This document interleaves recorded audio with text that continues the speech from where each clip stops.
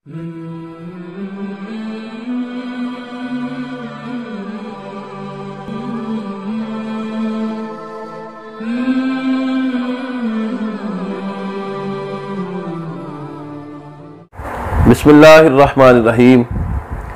मैं हूँ मोहम्मद वसीम अकरमुल कादरी और आप देख रहे हैं ख्वाबनामा।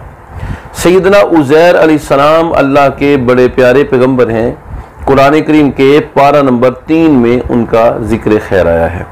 सैयदना उज़ैर अलैहिस्सलाम एक मरतबा सफ़र कर रहे थे।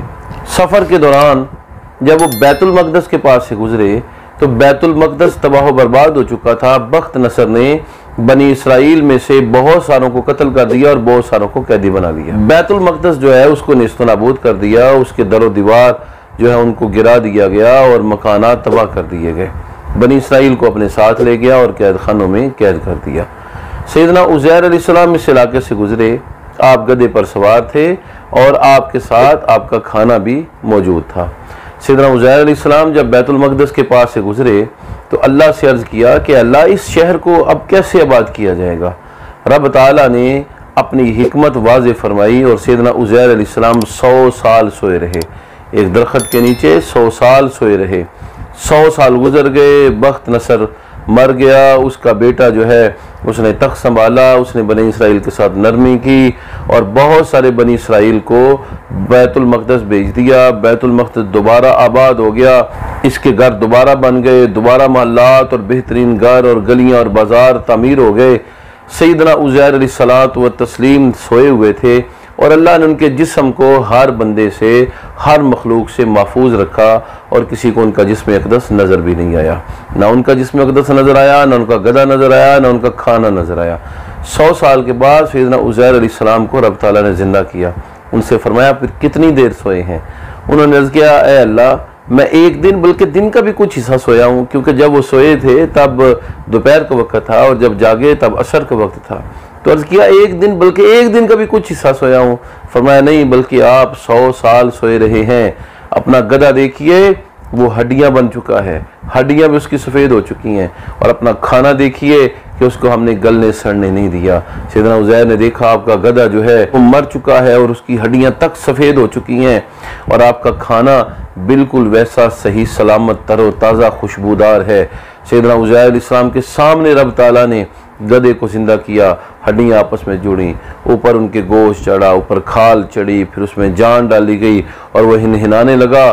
तो ये सारा मामला देखकर सैयदना उज़ैर अलैहिस्सलाम ने अर्ज़ किया, अल्लाह मैं जान गया हूँ बेशक तो हर चीज़ पर कादिर है। सैयदना उज़ैर अलैहिस्सलाम ने शहर को आबाद होते भी अपनी आंखों से देख लिया, गधे को जिंदा होते भी अपनी आंखों से देख लिया। 100 साल आपकी रूह कब्ज़ रही और अल्लाह ने आपके जिस्म को सही सलामत रखा। गधा मर चुका है, आपका जिस्म सही सलामत है, खाना भी बिल्कुल सही सलामत है। तो ये सारी चीज़ें जो है इन पर 100 साल गुजरा, लेकिन अल्लाह की हिकमत से किसी पर वो वक्त असरअंदाज हुआ और किसी पर वो वक्त असरअंदाज नहीं हुआ।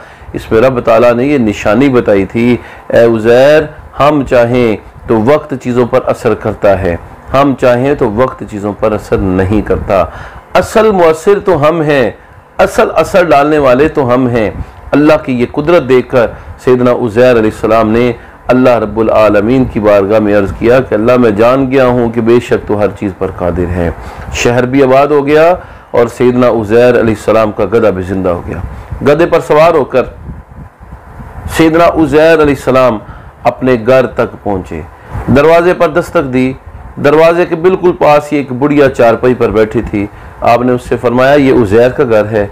उसने कहा 100 साल के बाद मैंने उज़ैर का नाम सुना है। तुम कौन हो आने वाले? तुम्हें कैसे पता है उज़ैर का घर है? आपने फरमाया मैं ही उज़ैर हूँ। बुढ़िया ने कहा कि 100 साल हो गए, उज़ैर लापता हैं, उनका तो इल्म ही नहीं है वो कहाँ पर गए हैं। अलबत्ता उनकी एक अलामत और निशानी है कि जब वो अल्लाह की बारगाह में कोई दुआ करते हैं अल्लाह ताला उनकी दुआ को पूरा करता है। मैं नबीना हो चुकी हूँ, आप मेरे बारे में दुआ करें, अल्लाह मुझे आंखों की नेमत दे। जब मुझे आंखों की नेमत मिलेगी मैं आपको पहचान लूँगी और फिर आपकी तस्दीक करूँगी। आपने दुआ की, अल्लाह रब्बुल आलमीन ने आपकी दुआ को कबूल किया। बुढ़िया की आंखें वापस आ गईं। अब सैयदना उज़ैर अलैहिस्सलाम को उसने पहचाना तो सैयदना उज़ैर अलैहिस्सलातु व तस्लीम को पहचानने में वो बुढ़िया कामयाब हो गई। और सैयदना उज़ैर की तस्दीक कर दी। सैयदना उज़ैर अलैहिस्सलाम का जब ये मामला पेश आया, उस वक्त आपके बेटे और पोते भी बूढ़े हो चुके थे। आपके बेटे को बुलाया गया जिसकी उम्र 120 बरस थी, क्योंकि जब आप घर से गए थे 20 बरस उसकी उम्र थी। 100 साल आपकी रूह कब्ज़ रही। जब वापस आए तो 120 साल का बेटा था और आप जवान थे, बेटा बूढ़ा था। बेटे ने अर्ज़ किया, मैंने अब्बा जान की कमर पर फला फला निशान देखा था और पेट पर देखा था, अगर आप में वो हुआ तो आप ही यकीनन वही होंगे। आपने जब कपड़ा अपना खोला, कमीज़ खोली तो वो निशान मौजूद थे। सैयदना उज़ैर अलैहिस्सलाम जब बख्त नसर के ज़माने के बाद बैतुल मक़दस तशरीफ़ लाए 100 साल के बाद, तो तौरात के नुस्खे मौजूद नहीं थे।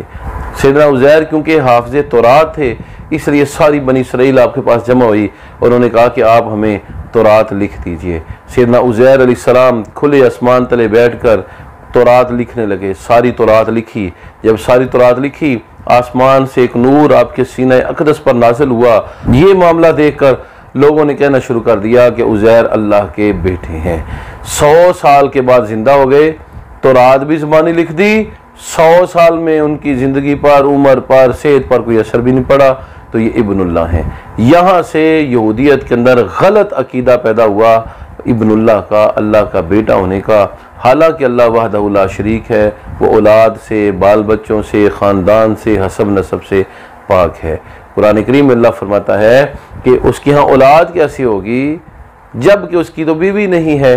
कुरान करीम ने हर एतबार से यहूदियों के, ईसाइयों के इस नज़रिए की तरतीद की और कहा कि अल्लाह वहदहु ला शरीक है, कायनात का मालिक खालिक है, वो बेटा, औलाद और रिश्तेदार होने से पाक और मुबर्रा है। अनकरीब इंशाअल्लाह हम नए मौज़ूआत के साथ हाज़िर खिदमत होंगे। अस्सलामु अलैकुम वरहमतुल्लाहि वबरकातुहू।